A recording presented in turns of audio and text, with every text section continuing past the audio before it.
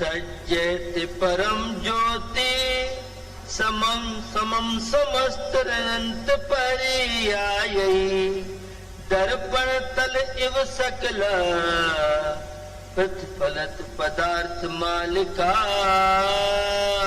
यत्र। अहिंसा विश्व धर्म की, पर्यूषण परवराज की, गुरुदेव आचार्य श्री सुमत सागर जी महाराज की,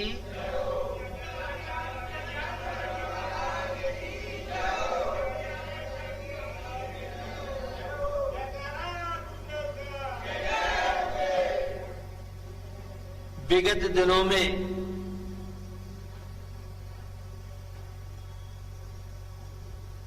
इन पर्यूषण परवराज के द्वारा सुन रहे हैं जीवन में जीने की कला। क्रोधी व्यक्ति जीवन जी नहीं सकता है, वो जी रहा है तो एक बोझा ढो रहा है। क्षमाशील हमारी भारतीय संस्कृति का गौरव, सहिष्णुता रहा है। दया, करुणा, परोपकार, सेवा की भावनाएं ये हमारे भारत के कण कण में विद्यमान। कोई कितना भी क्रूर से क्रूर हो, जैसा कि मैंने कई बार आपसे बात की है, लगभग 87 जेलों के मेरे अनुभव हैं। कितना भी क्रूर से क्रूर पापी व्यक्ति हो तो भी कहीं ना कहीं राम के संस्कार, अहिंसा के संस्कार आपको मिलेंगे। ये इस मिट्टी की विशेषता है। और एक एग्जाम्पल, चोरी जब करने चोर जाते हैं वो भी किसी न किसी देवी देवता की उपासना करके जाता है। कर्म क्या है नहीं है अलग बात है, कहीं न कहीं गॉड के, प्रभु के, परमात्मा के, अहिंसा के संस्कार उसमें मिलेंगे। ये आपसे कहना चाहता हूं।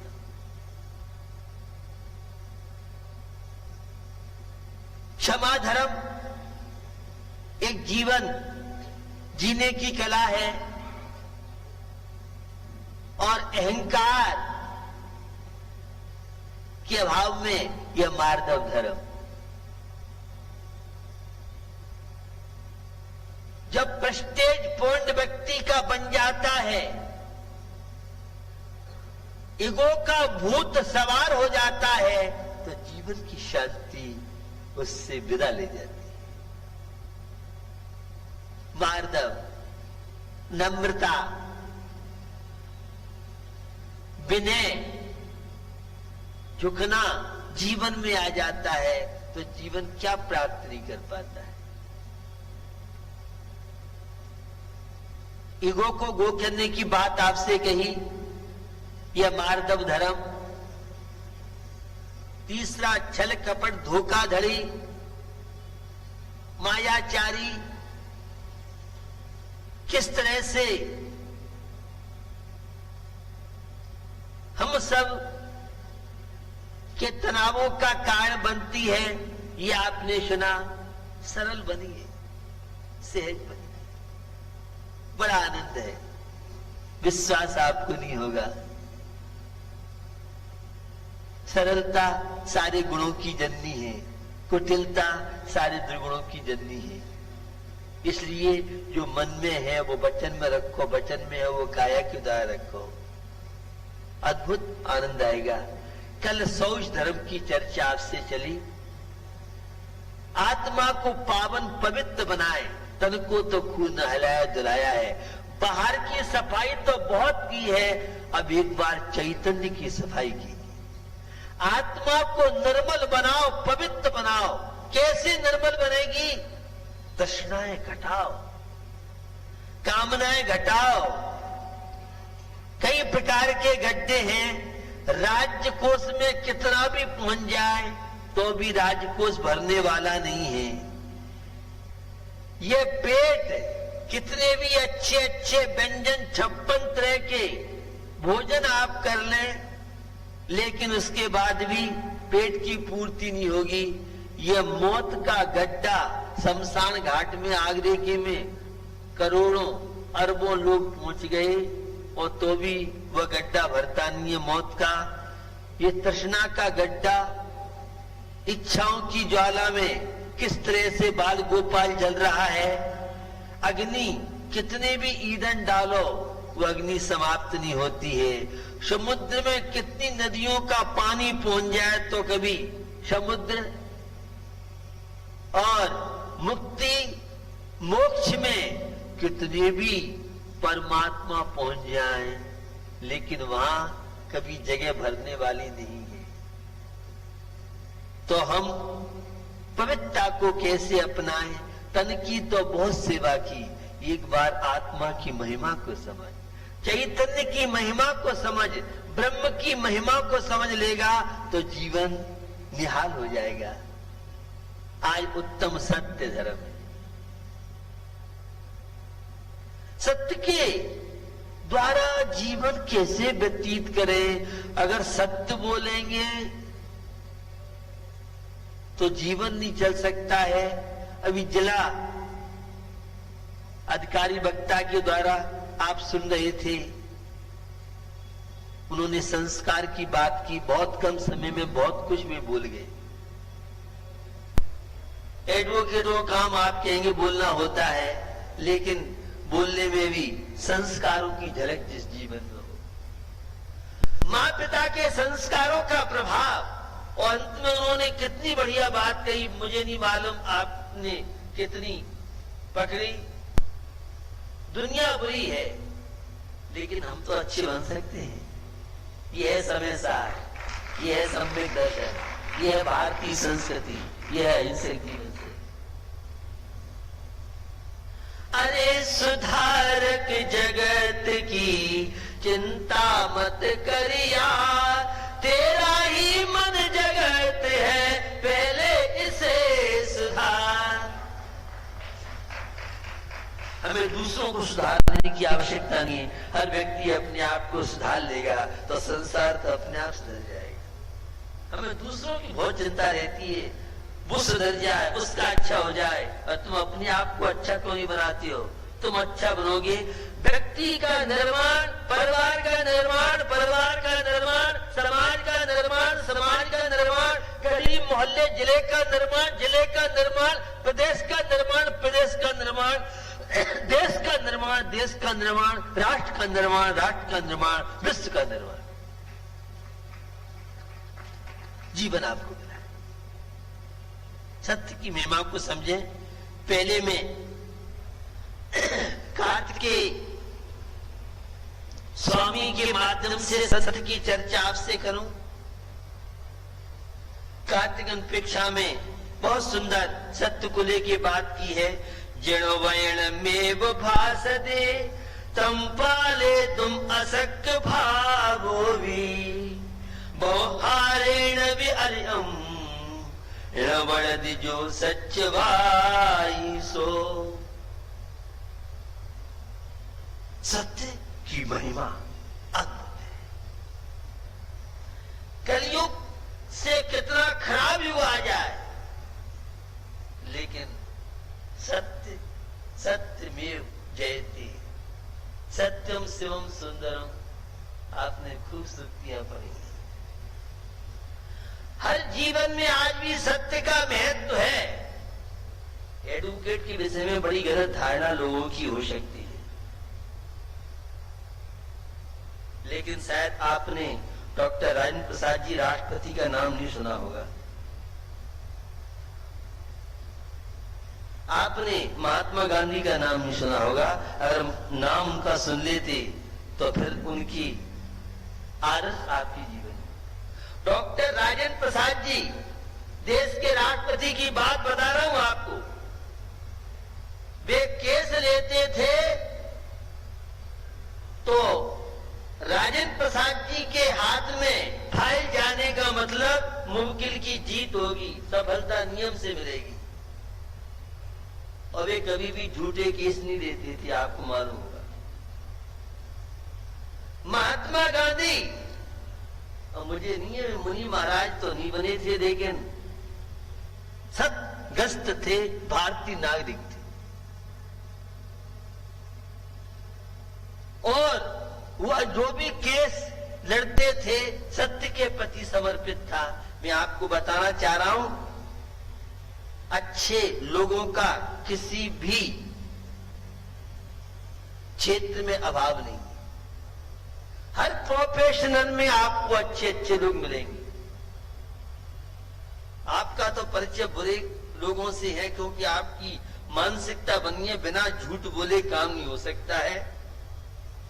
बंधु, जिन्हें भगवान का जैसा उपदेश है दिया है, उस उपदेश को उसी तरह से जन सामान्य के सामने प्रस्तुत करना। और हम स्वयं पालन नहीं कर सकते हैं, हम कोई नियम संयम धारण नहीं कर सकते हैं। भैया मार्ग तो ये है, हम नहीं कर पा रहे हैं, अलग बात है। पूर्ण सत्य धर्म की साधना तो संत महात्मा मुनिराज करते हैं। ग्रस्त व्यक्ति भी अणुव्रत आंशिक सत्य का पालन, ग्रस्त व्यक्ति भी उस सत्य धर्म का पालन, ग्रस्त व्यक्ति भी आंशिक रूप से भाषा स्मृति और हित मित प्रिय, बहुत महत्वपूर्ण शब्द।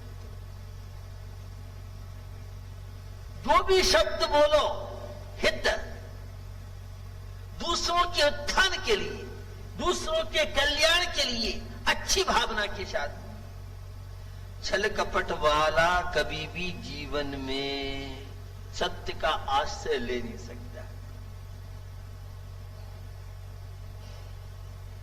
हितकारी वचन, अश्लीलता के शब्द, कामुकता के शब्द, दूसरों को सताने वाले शब्द, हिंसा भावों की बढ़ाने वाले शब्द, ये सब असत्य क्वालिटी में आते हैं।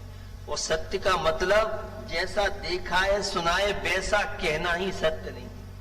सत्य का बहुत व्यापक क्षेत्र। मैं अभी आपसे सामान्य नागरिक की बात कर रहा हूं, सामान्य प्राणियों की बात आपसे।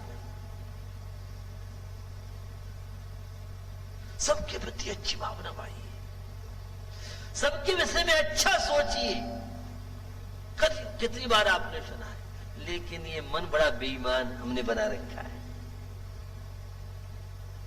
हम किसी की उन्नति नहीं देख पाते हैं। हित कारी जो शब्द बोलेगा, सामने वाले को तृप्ति होगी और आपको स्वयं को बहुत शांति मिलेगी। मित परमित बोलिए। आपका एम्पलीफायर तो ऐसा है, ये हमारा माइक नरेश तो जब घुमाता है तब घूमता है, और हमारा एम्पलीफायर तो बिना लाइट के, बिना बैटरी के, और 24 आवर्स चलता रहता है। परिमित बोलिए, सीमित बोलिए, सूत्र में बोलिए। कम से कम बोलोगे, सत्य बोलोगे तो वाणी की सार्थकता हो सकती। जो भी आपको वह हो जाता है। और जो झूठ बोलते हैं, गप सप निरंतर करते रहते हैं, ऐसे लोगों की जिह्वा भी साथ नहीं देती। कई बार मैंने आपसे कहा है, बचनों की क्या कंजूसी। तुम किसी को ब्रेकफास्ट नहीं करा सकते हो, तुम किसी को भोजन नहीं करा सकते हो, तुम किसी को पानी नहीं पिला सकते हो। शब्द तो मधुर बोलो। हित, मित और प्रिय। आप तो जब भी बोलते हैं, परिवार में भी आप देखिए,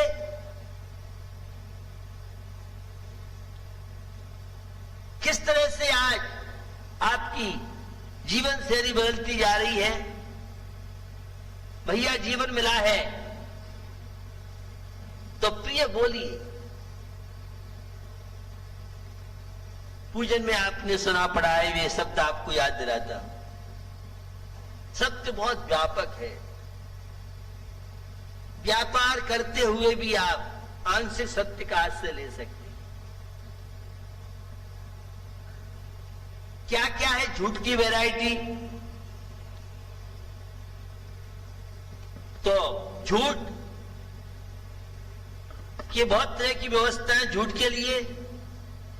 कठिन वचन मत बोल के भैया मेरे, कठिन वचन मत बोल, पर निंदा और झूठ तज और साच जवाहर खोल के भैया मेरे, साच जवाहर खोल, सत्यवादी जग में सुखी। जैसा सुनाए देखा है वैसा बोलना ही सत्य नहीं है। कठिन वचन है, कर्कश वचन है, अश्लील शब्दों का प्रयोग। आज की युवा पीढ़ी में जो भी संबोधन मिलेंगे वो अश्लील शब्दों की मिलेंगे। यह झूठ माना जाता है।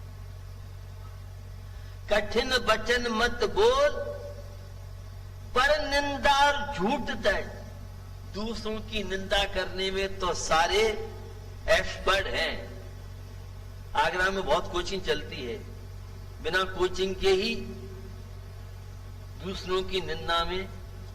और हमारा भारत तो प्रसिद्ध है नकल मारने में। कोई कंपनी का प्रोडक्शन है, प्रोडक्शन तो बाद में आता है और डुप्लीकेट पहले आ जाए। ये हमारे भारत की विशेषता है। हमारे भारत में जुगाड़ चलता है। भैया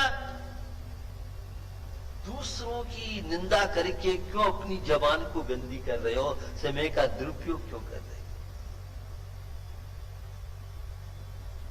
सद्वृत्ता नाम गुणगण था। शायद पूजन में आप बोलते होंगे।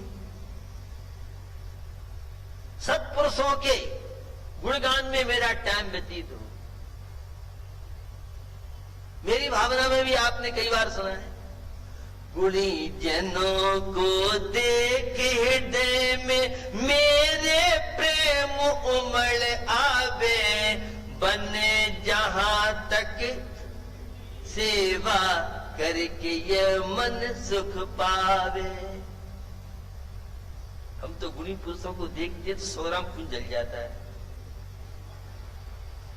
किसी की प्रशंसा हो रही हो तो माइग्रेन का दर्द पता नहीं कहां से आ जाता है, आधा सिर दर्द हो जाता है। ये आपकी जीवन शैली की बात है। सत्य के प्रति समर्पित। संसार का सत्य क्या है? यह भोग सत्य नहीं है, यह वैभव सत्य से साक्षात्कार नहीं करा सकता है। यह तो सब माया है। शरीर अलग है, आत्मा अलग है। सम्यक दर्शन सत्य से साक्षात्कार आपका कराता है। सम्यक ज्ञान है, सम्यक चारित्र, यथार्थ श्रद्धा। सत्य माने वास्तविक, सत्य माने सच्चा, सत्य माने असली, सत्य माने ईमानदार, सत्य माने निष्ठा, विश्वास। परमात्मा के प्रति विश्वास, सत्य के प्रति विश्वास, अपनी चैतन्य के प्रति विश्वास।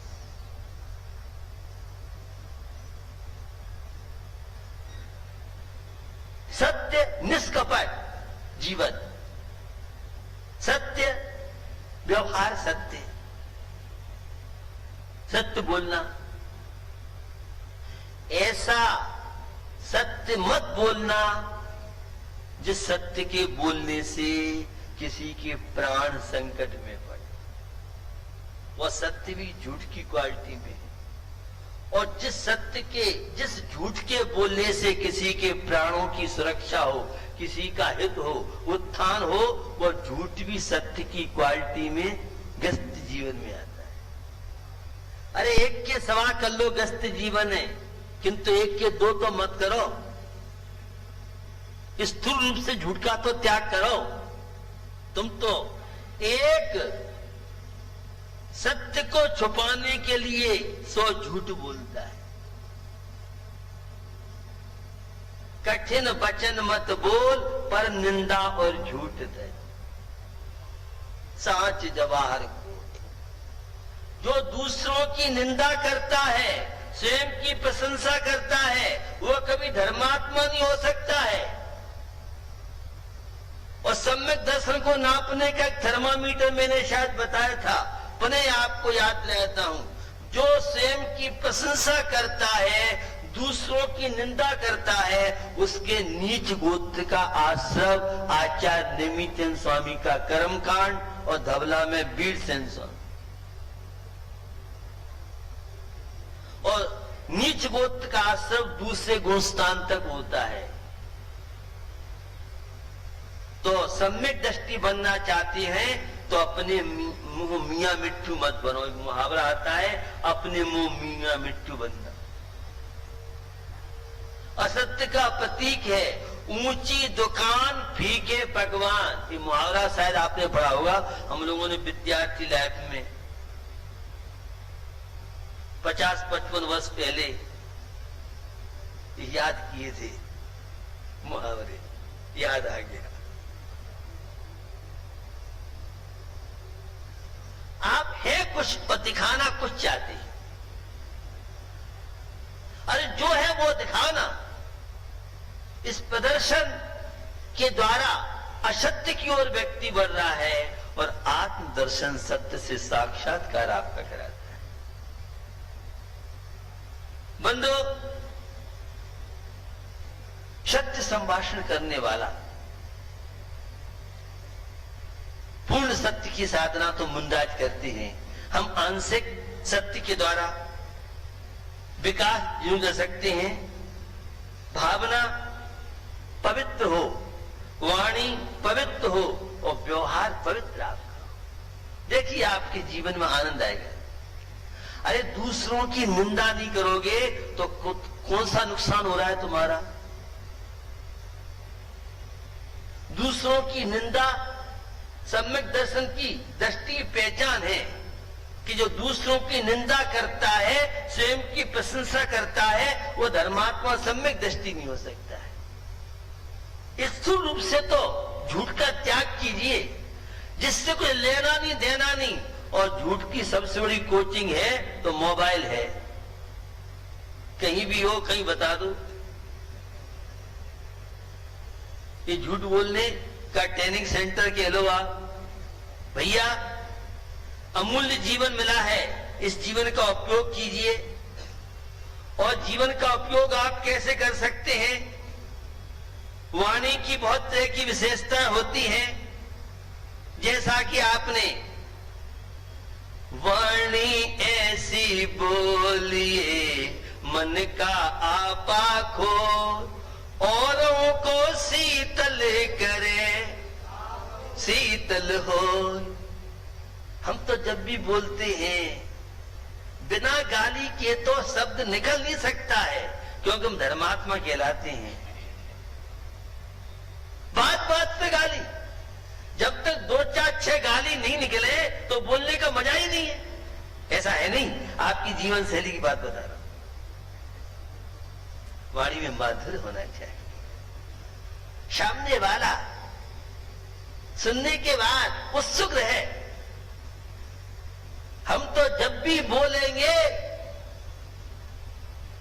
तीर जैसे बाण से छूटता हो, रिवाल्वर से गोली छूट जाए तो फ्री बच जाए। और हमारी वाणी तो ऐसी होती है, पूरे वातावरण को हालाहल नहीं बनाए, शोक में नहीं बनाए, सामने वाले को क्रोधी नहीं बना सके, तो वाणी का मजा क्या है? ये आज की जीवन शैली की बात कर रहे हैं। ये अश्लील शब्द है, भंड शब्द है, अशांति कारण है। बंधु, सुंदर वाणी की सुरक्षा के लिए कार्यपत्रम आवश्यकता पड़ने पर बोलो। एक वकील से सलाह लो तो पहले कहता लिफाफा रख दो, अब वकील साहब चले गए। वो हम तो फ्री फोकट में सलाह देते। ये फ्री की सलाह बहुत खतरनाक है, और कोई फ्री में सलाह दो तो उससे मत सुनो, तो कोई ना कोई गड़बड़ करेगा ही। तो आवश्यकता पड़ने बोलो। और गर्व रहितम, अहंकार की वाणी झूठ में निकलती। अनंतानुबंधी अहंकार तो न हो कम से कम। तो अहंकार रहित जो वाणी होगी, सत्य वाणी निकलेगी। अतुच्छम, बहुत हीन शब्दों का प्रयोग मत करो। हमारी माताएं पिता, बच्चा नहाता धोता नहीं है तो कभी कभी ये कहां से मिर्च पैदा हो गया है, न नहाए न धोए न मंदिर जाए।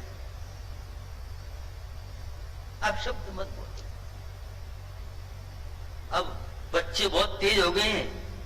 अब तुम्हारी संतान तुम्हारे हाथ में नहीं है, अब तो संतान के हाथ में तुम हो। तुम्हारी संतान तुम्हारा ब्लैकमेल करती है।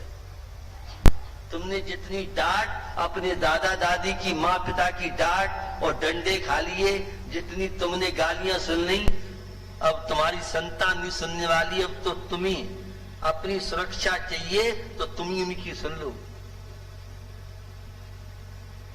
अगर किसी सासू ने बहू से जरा सा तेज बोल दिया तो तुम्हारा बेटा सायंकाल तुम्हारी क्या हालत माँ पिता की बनाएगा, ये भुक्तभोगी ज्यादा जानते हैं। मैं नहीं कहना चाहता हूं।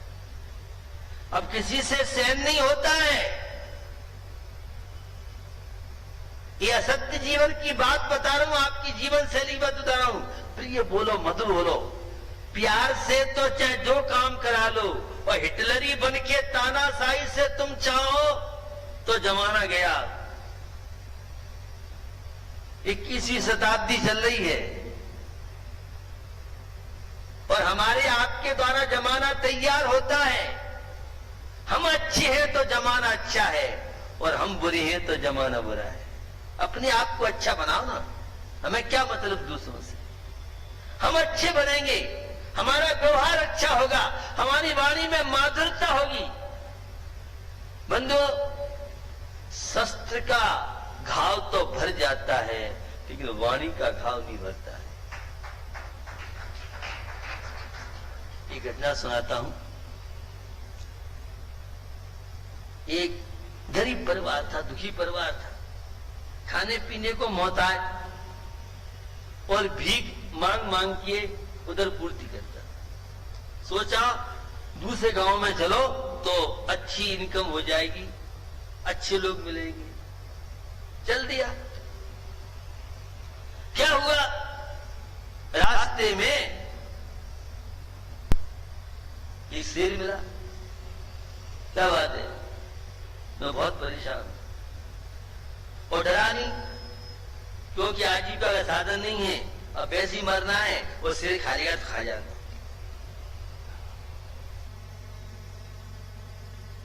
शेर बहुत समझदार होता है, उसके पास विवेक होता है। और हमारे यहां तो शेर पंचम गुण स्थानवर्ती बन सकते हैं। वे भी 5 अनुमतों का पालन कर सकते हैं। उनकी व्यवस्था अलग है, आपकी व्यवस्था अलग है। और पंचम गुण स्थान में जब नेमीचंद स्वामी से मिले, ढबलाकार वीरसेन स्वामी से मिले, तो सबसे ज्यादा संख्या पंचम गुण स्थान में मनुष्यों की नहीं है, पशुओं की है। वे भी अनुमतों का पालन, एक देश संयम का पालन करके ग्रहण कर सकते हैं। क्या हुआ, जब शेर के सामने आ गया, क्या बात है, तुम दुखी क्यों हो, तुम मरने की, तुम्हें डर नहीं है मौत से? जानता हूं मैं कौन हूं, बनकर राजा हूं, सिंह हूं। हाँ, मुझे तो वैसे ही मरना, मैं जीवन से बहुत परेशान हो गया। बात क्या है, घर में कुछ खाने पीने का अल्लाह पाएंगे। तो शेर को भी दया आई, कोई बात नहीं है। उसके पास काफी गुफा में मालताल था, और कहा ये ले जाओ और तुम सुखी से रहना। जवान बेटी थी, उसने कहा मेरी बेटी का पाणिग्रहण होने वाला है और आपने इतना दे दिया है, अब शादी उसकी अच्छी तरह से हो जाएगी, पर आप भी बेटी की शादी स्वीकार कर लिया। निमंत्रण घर पर पहुंचा, शादी की तैयारी हुई, दामाद अच्छा मिल गया। और जब शेर को निमंत्रण पहुंचा, खबर पहुंची, तो शेर भी पहुंचा। जैसी शेर पहुंचा, भगदड़ मच गई वहां। तो वो कहता है घबरा मत, ये तो गीदड़ है, कुछ नहीं रहेगा। शेर ने जब सुना तो उसको काटो तो खून नहीं। मंगल में दंगल करना ठीक नहीं है, बेचारा उल्टे पैर वैसे ही लौट आए। ये लोग बहुत विचित्र है, माल तो बहुत ले गया था लेकिन कुछ बचा था, तो जाके पुनः पहुंचता है। तो पहुंचा और आप तो लौट आए शादी में से, भैया तुम्हारे शब्द ही ऐसे थे, मैं जंगल का राजा प्राकृति हूं, तुमने इतने हीन शब्दों का प्रयोग किया। साहब गलती हो गई, क्षमा मांगते हैं, ऐसा है वैसा है,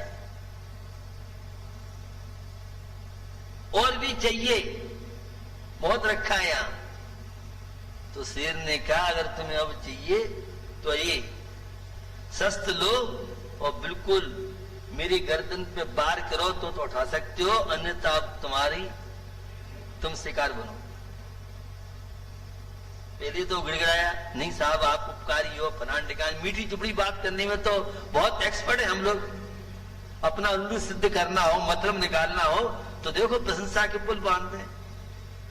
खैर क्या हुआ, यह हुआ उसने ऐसा वार किया कि साहब शेर बच ही नहीं सकता था।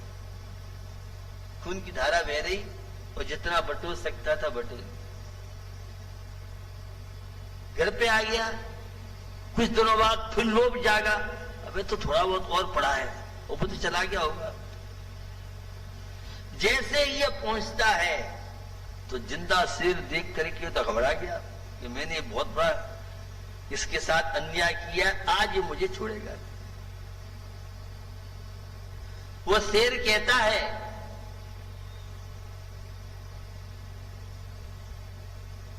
बड़ा उपकार रहा तुम्हारा कि मुझे इतना बार किया। साहब क्या कहें, आपने ही ऐसा किया वैसा किया। शेर कहता भैया ये तेरा शस्त्र का घाव तो भर गया, लेकिन जो तूने हीन शब्दों का प्रयोग किया ये जीवन भर इसका घाव भरने वाला नहीं। आज पति और पत्नी में, पिता और पुत्र में, नंद भौजाई में जितने विवाद है उसका प्रमुख कारण है वाणी। ऐसे ऐसे शब्द बोल जाते हैं। कोई जमाना था जब सत्य के प्रति समर्पित थे, परिवार में कितना प्रेम रहता था, आज तो किसी से मतलब नहीं, सब स्वार्थी होते जाए।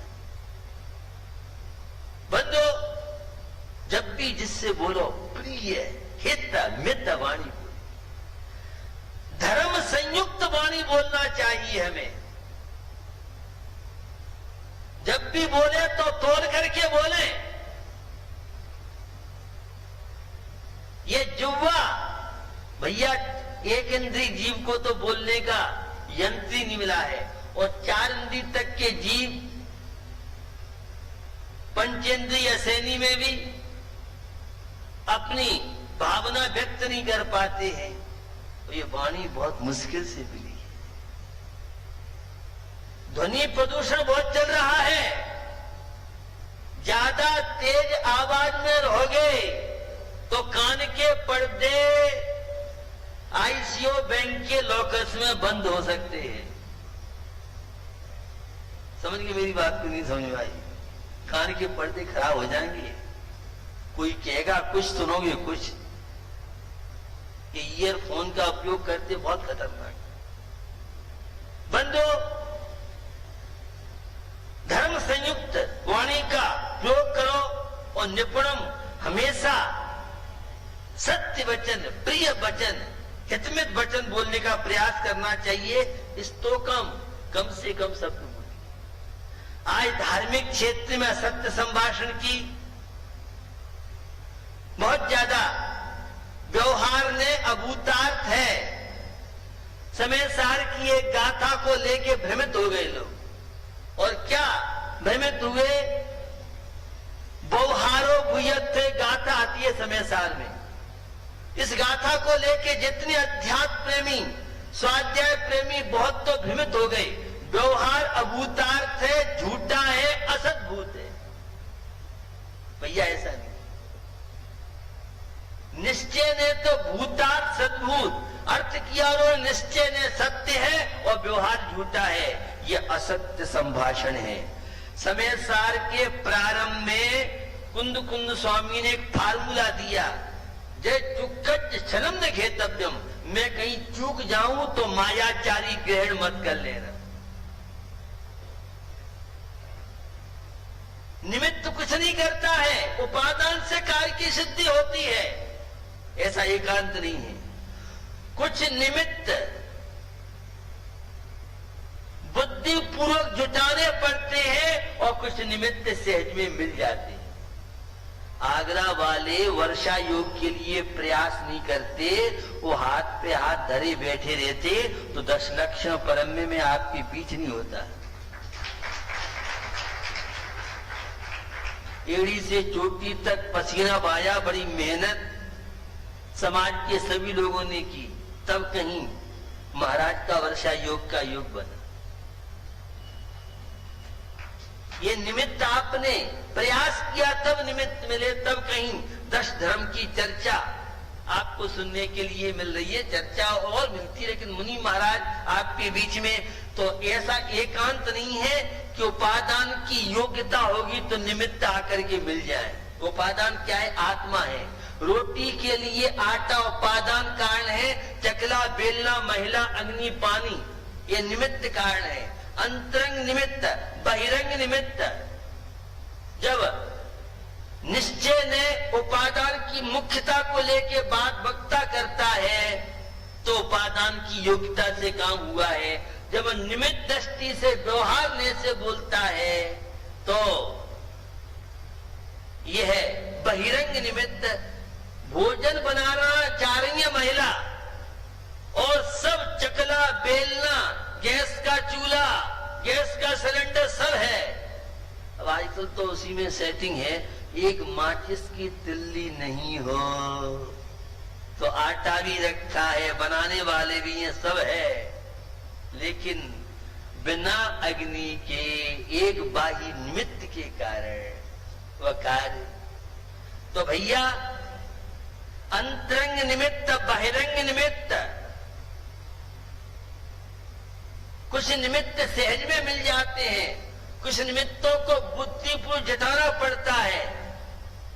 द्रव्य संग्रह में नेमित चंद स्वामी ने कहा, वहां बताना चाह रहा हूं, मछली पानी में तो चलती है, पानी से ऊपर निकाल दो तो उसका उपादान गोल हो गया। पानी में डाल दो चलने लगती है, और पानी से बाहर निकाल दो। राया मंडी का स्टेशन पास में है और क्रेन से यहां इंजन लिया और डिब्बे लिया और हरि पर्वत से बैठेंगे हम तो, जरा रोड पे चलाओ, उसे चल जाएगी, धक्का दो। सुना गाड़ी का इंजन ठंडा हो जाता है, धक्का तो चलने लगता है, तो धक्के से नहीं चलेगी। तो क्या बात है, इंजन तो बढ़िया है, कंपनी से आया है और डिब्बे भी है। भैया रेल की पटरी, बिना पटरी के रेल नहीं चलेगी। एक बार सुना हुआ, एक बोला था इंजन रखा हो बैठ गया और चला दी उसने गाड़ी। अब सारे रेलवे डिपार्टमेंट के लोग घबरा गए, तो फिर उसको गाड़ी को जमीन पे लिया, तब वो कंट्रोल हो पाई। आपको बताना चाह रहा हूं, अंतरंग निमित्त, बहिरंग निमित्त, उदासीन निमित्त, प्रेरक निमित्त। वह पटरी तो उदासीन निमित्त है, पटरी से गाड़ी नहीं चलती है, किंतु बिना गाड़ी पटरी के भी गाड़ी चल नहीं सकती। हरी पर्वत एमडी को सामने खड़ी कर दो, गाड़ी नहीं चलेगी। वो तो राजा मंडी जो ट्रेन की लाइन है उसी में चलेगी। या आगरा कैंट है, या जहां जहां रेलवे स्टेशन आपकी है, जहां जहां पटरी बिछी हुई है, ये तो उदासीन निमित्त है। प्रेरण निमित्त, ठंडी पड़ गई किसी गाड़ी का इंजन, पेट्रोल है, डीजल है, ड्राइवर है, सब कुछ है, लेकिन ठंडा है तो क्या करो भैया, नीचे उतरा। पैसे दिए हमने? हाँ साहब बाबूजी आपने पैसे दिए, मुझे मालूम है, लेकिन ठंडा हो गया, धक्का लगाओगे तो पहुंच जाओगे और यहीं बैठे रहोगे। ये प्रेरक, चौकी में एक से एक टाटा बिरला मिलते हैं हमें। बहुत युवा युवती की भावना बनती है, कुछ तो माँ पिता की प्रेरणा से, और कुछ की वैसे भावना बनती है, कुछ भी हो हाथ देना पड़ेगा, नियम देना पड़ेगा, कुछ भी हो हाथ देना महाराज। अब चौकी में एक दिन से शुरू करता है, एक दिन रात में नहीं खाएंगे, हमने कि भैया बार दाना नहीं बच रहा है हमें, और रोटेशन तो कम से कम, ये हमारे आगरा के व्यापारी बार दाने में व्यापार करते हैं। कम से कम इंटरेस्ट तो सामने वाली पार्टी का पेमेंट पहुंच जाए, जेती बच जाए। ये आगरा के लालाओं की बात कर रहा हूं, महिलाएं तो नहीं जानती होंगी, ये व्यापारी लोग अच्छी तरह से जानते, मेरी बात समझ रहे। हम कहते भैया अब तू आया है तो 1 महीने तो कर, तो मैं तो हॉस्टल में रहता हूं, या मेरी तो जॉब है ऑफिस में, तो हम उन्हें कमीशन देते हैं। आगरा के दलालों ने पूरा व्यापार चौपट कर दिया, दे कमीशन। ये बहुत दलाल होंगे तो हम भी कमीशन दे दे भैया, ऐसा कर ले तू, अगर तू सर्विस कर रहा है हॉस्टल में तो कम से कम छुट्टी के दिन तो दिन में खा सकता है, महीने में 4 पैके से 30 दिन कर। अरे उसने धोती पहन के इतनी हिम्मत की है, बहुत बड़ी बात है, कुछ तो बुराइयों से बचेगा। अब समझ में आ गया टाटा बिरला कैसे कैसे मिलते हैं। अब कोई एजेंट महिला कहती एक माला नहीं, अब तुम्हारी घर में बहू आ गई है, अब तुम फ्री हो गई हो, माला और बढ़ाओ। कोई नया होता है उसको तो 1 माला में हम काम शुरू कर देते हैं, लेकिन अब तुम रिटायरमेंट हो चुका है, इसलिए अब तुम 5 माला, अब वो 2 में सौदा पट जाए, 3 में पट जाए, जितने में पट जाए। बहुएं आती बहुत ऐसी है जो मंदिर नहीं जाती हैं, रात में भी खाती हैं। अब सौदा पटना शुरू होता है। अभी जो आग में देते हैं ना, पता है कैसे सौदा पटाते हैं, क्योंकि हमें सबका वीडियो बनाना पड़ता है। ये वीडियो नहीं, सबके फोटो खींचने पड़ते हैं, किसका कितना नियम है, कोई कितना पुराना हो गया है, अब उसको कितनी प्रमोशन करना है। मेरे पास बहुत अधिकारी आते हैं, प्रमोशन कराओ, तो हम ये सोचते हैं 1 महीने का त्याग किया, पहली बार वो महिला आई है, पहली बार वो आया है, अब देखते हैं उसकी कैसी कैपेसिटी है। अगर व्यापारी ये दौर बढ़ाते हैं तो कहना ये चाह रहा हूं, प्रेरणा, प्रेरक निमित्त एक उदासीन निमित्त होता है, प्रेरणा होता है एक अंतरंग निमित्त। पुण्य कर्म का उदय आपका नहीं होता तो आप धर्म सभा में पूजा अभिषेक में शामिल नहीं हो सकते, ये अंतरंग पुण्य कर्म का निमित्त। और देव शास्त्र गुरु यह बाह्य निमित्त है। अच्छे कार्यों के लिए भी पुण्य कर्म का उदय चाहिए, लेकिन पुरुषार्थी हो तो अशुभ कर्म, मंदिर में तो आ गए, मन ही लग रहा है मंदिर में, कई बार बहुत अच्छा मन लगता है, आपने अनुभव किया होगा, भक्ति में, पूजन में, आहार में खूब, और कई बार मन लगती नहीं है, मन यहां भागता है। जब मन नहीं लगे तो भी आप तो जो कार्य कर रहे हो करो, वह जो खोटा संस्कार है अपने आप घुटने टेक देगा। और आज मन नहीं लग रहा है, आज मत करो, तो फिर वो हावी हो जाएगा और तुम कमजोर हो जाओ। शायद सम्यक दर्शन की प्राप्ति के लिए वह बहिरंग में केवली शुद्ध केवली का पादमूल जरूरी है। ये कहना चाह रहा हूं, जो ये कहती है निमित्त मानने वाला मिथ्या करिए वो आगम के विरोधी हैं। निमित्त को निमित्त रूप से मानिए, उपादान को उपादान रूप से मानिए। दशलक्षण पर्व एक काल का निमित्त है। भादों के 10 दिन में तो जो कभी मंदिर नहीं जाए तो भी प्रयास करता मंदिर, और जो कभी एकासन नहीं करता है, अभिषेक पूजा नहीं करता है, 10 दिन तो प्रयास करता है। ये काल निमित्त है। बाही में अंतरंग निमित्त हमारे सबका पुण्य कर्म का उदय है। अगर पाप कर्म का उदय हो तो सूते लग जाए, पाते लग जाए, कोई और घटना घट जाए, तो भैया हर क्षेत्र में तो यह है। जीवन में निमित्त, उपादान, भाग्य, पुरुषार्थ, इन सब का महत्व है। पुण्य पाप को एक कहना यह बहुत बड़ा असत्य संभाषण है।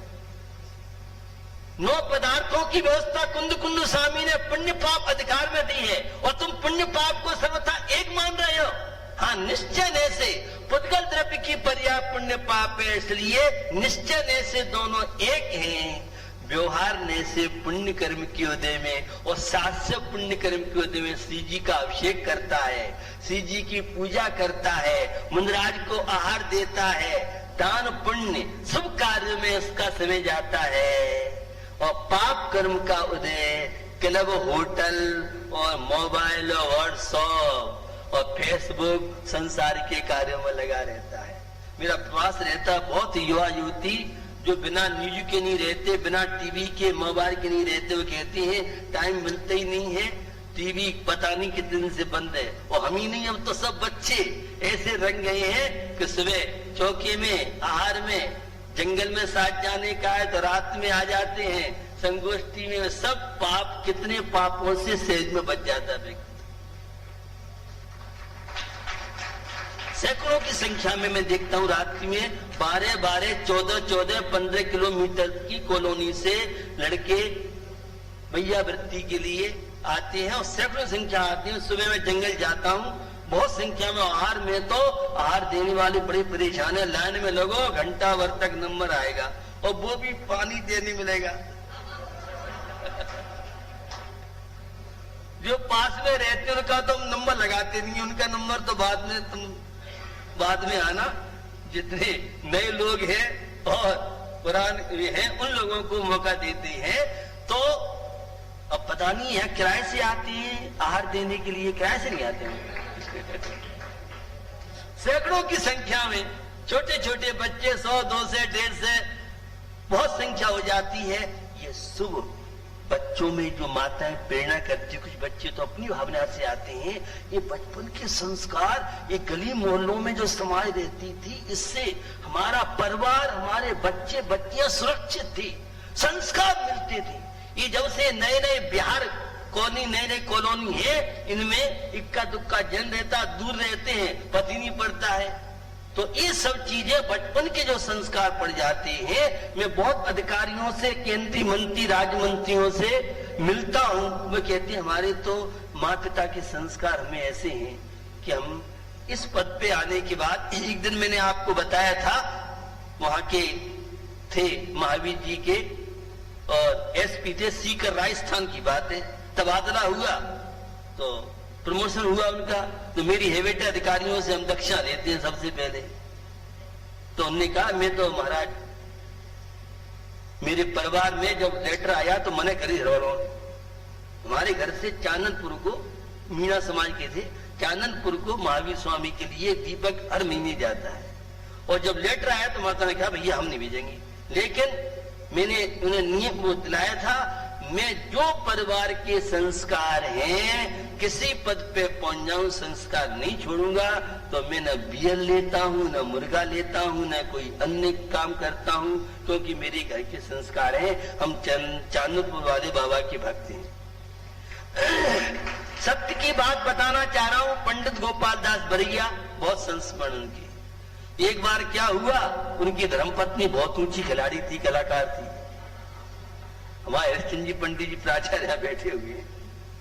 क्या हुआ, कुछ सामान टेबल वगैरह बनने होंगे, तो एक लकड़ी में से लकड़ी ली और बच्चे को एक खिलौना बनवा लाई।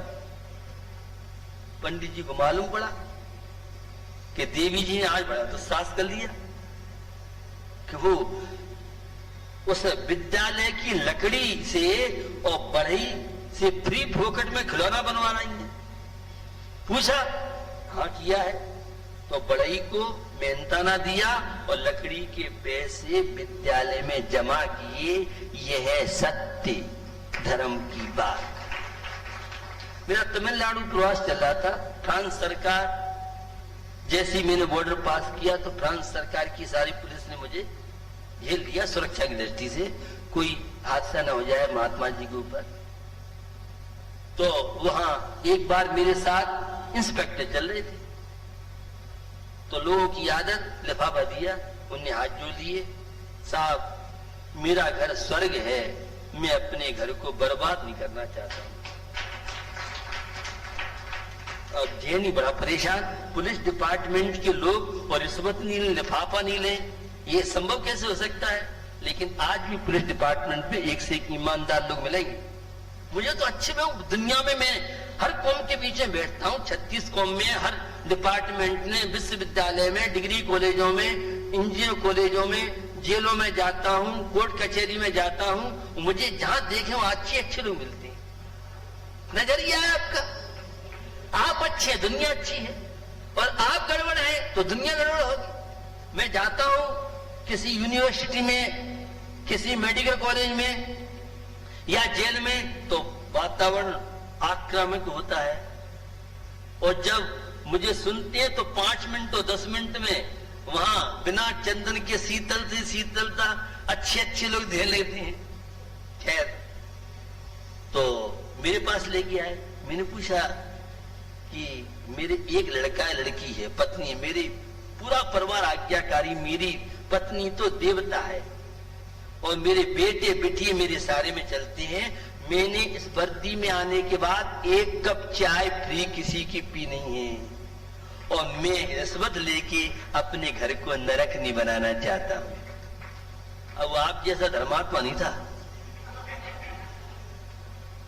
ईमानदारी की बात कर रहा हूं। सत्य का संबंध ईमानदारी से है, प्रामाणिकता से, खाली सत्य की जय बोलने से नहीं।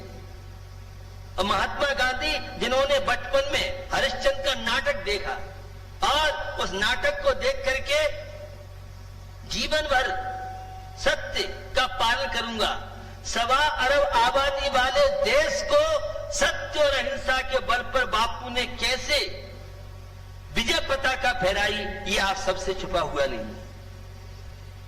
सत्य की लाइफ है। झूठ बोलने वाला जीवन में, वह नारद का और बसु राजा की कहानी आप सबने सुनी है। बस झूठ से 3 नरक पहुंचा, स्वर्ग में नारद गया। ऐसा नहीं है पारिवारिक जीवन गृहस्थी में आप सत्य नहीं बोल सकते हैं। पूर्ण सत्य की साधना मुनि महाराज करते हैं। हम भी अपने जीवन में, हरिश्चंद्र जैसा व्यक्ति, सबने कहानी सुनी पड़ी होगी, राजा हरिश्चंद्र की सुन लो कहानी, काशी में जाके बिके हैं तीनों प्राणी। सत्य के प्रति जो समर्पित हो जाता है, सत्य उसकी सुरक्षा करता है। पहले हमारे यहाँ माताएं शिक्षा देती थी अपने पति देव को, अपने बेटे को, बेटा पति देव पेट से पत्थर बांध के रह जाएंगे, लेकिन अन्याय अनीति का घर में पैसा नहीं आना चाहिए। आज घरों में क्यों अशांति है? आज पति पत्नी में क्यों नहीं बन रही है? आज माँ बेटी एक कांग्रेस में, एक भाजपा में, पिताजी सपा में है तो बेटा बसपा में जा रहा है। ये 36 का आंकड़ा क्यों? ये बीमारियां क्यों?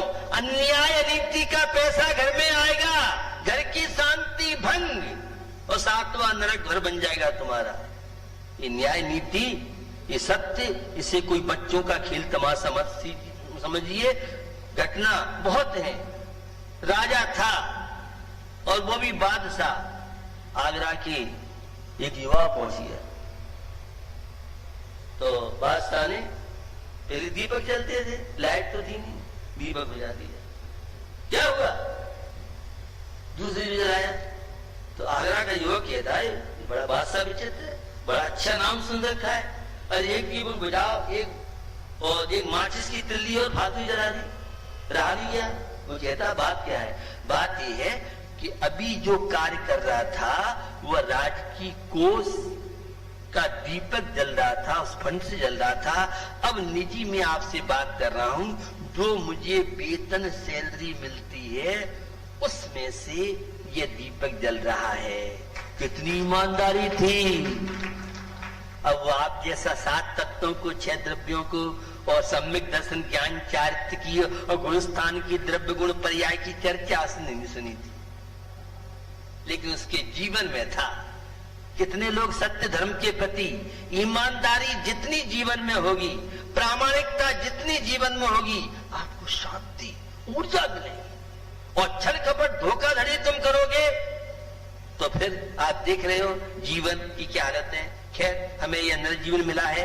भगवान महावीर ने उत्तम सत्य धर्म का पालन किया, पांडवों के द्वारा सत्य धर्म का पालन हुआ। सुकौशल मुंडा ने इस उत्तम सत्य धर्म के द्वारा हम भी अपने जीवन में सत्य का आश्रय लेकर के आंशिक सत्य, किसी की निंदा नहीं करेंगे तो संकल्प लो। वो आज का नियम यही है, दिन भर आज किसी की निंदा नहीं करना है, आलोचना नहीं करना है, अपनी स्वयं की निंदा आलोचना करना है। कल यहाँ अरविंद दीक्षित, डॉक्टर अरविंद दीक्षित कुलपति आए आगरा विश्वविद्यालय। अब देखो, कुलपति तो हम लोग तो रोज, हमारा ही काम ही है कुलपतियों से मिलना है, मेडिकल कॉलेज के प्राचार्य से मिलना है, डीन से मिलना है, हमारा ही काम है रोज का। तो बड़ी सात्विकता, सादगी उनके जीवन में मैंने देखी। और वे कुर्ता धोती में आए, पैंट शर्ट में मेरे साथ, मेरे पास नहीं आए। काफी उनसे बात हुई। पहले तो मैंने सब लोगों के साथ बात की, फिर हमने सबको बाहर किया, बहुत खुल के बात की। करीब 11 से डिग्री कॉलेज उनके अंडर में है, 7-8 लाख पोस्ट और ग्रेजुएट और पोस्ट ग्रेजुएट वाले स्टूडेंट, साथ साथ में उन्होंने बहुत तरह की और बात की। अब उनमें हम लोग कितने सफल हो सकते हैं, कितना उनसे हम काम ले सकते हैं, ये तो काम कराने वाले की क्षमता हुआ करती है। तो शाकाहार पे उन्होंने इंटरेस्ट दिखाया और विश्वविद्यालय में ले जाने के लिए, तो निश्चित उनके जीवन की सात्विकता, सादगी हम सब के लिए भी एक आदर्श बन सके। हर आदमी में विशेषता होती है, कमियां होती हैं। कोई भी आदमी तो निश्चित शाकाहार जो चल रहा है उस पर उन्होंने इंटरेस्ट दिखाया।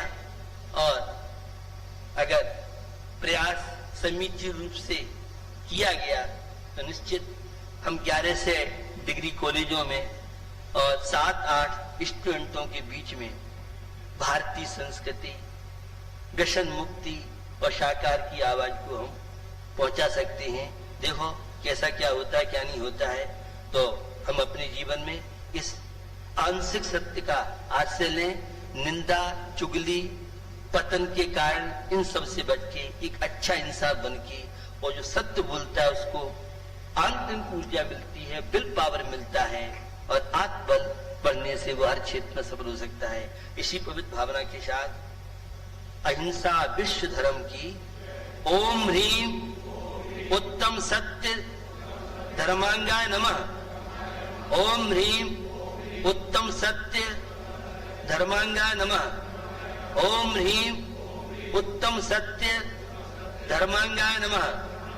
ओम ह्रीम उत्तम सत्य धर्मांगाय नमः। ओम ह्रीम उत्तम सत्य धर्मांगाय नमः। ओम ह्रीम उत्तम सत्य धर्मांगाय नमः। ओम ह्रीम उत्तम सत्य धर्मांगाय नमः। ओम ह्रीम उत्तम सत्य धर्मांगाय नमः। ओम ह्रीम उत्तम सत्य धर्मांगाय नमः।